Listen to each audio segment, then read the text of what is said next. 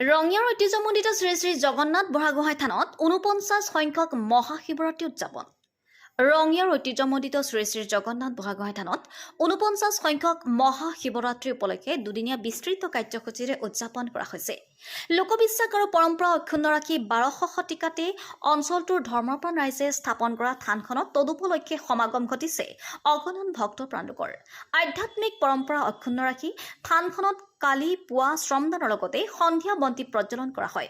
আনহাতে আজি দ্বিতীয় দিনা পুৱাৰ ভাগত ধৰ্মীয় শিৱচাট উত্তোলনেৰে কাৰ্যসূচীৰ শুভাৰম্ভ কৰা হয়। ইয়াৰ পিছতে স্মৃতি তৰ্পণ বৃক্ষৰোপণ কৰা হয়। আনহাতে দিনৰ ভাগত মহিলাৰ নাগাৰা নাম তথা বিয়লিৰ ভাগত পুৰুষৰ নাগাৰা নামৰ কাৰ্যসূচী ৰূপায়ণ কৰা হয়।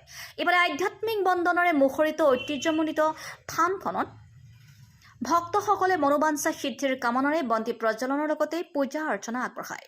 ৰঙিয়াৰ পৰা দিনেশ আগৰৱালৰ ৰিপৰ্ট, অৰুণোদয় অসম।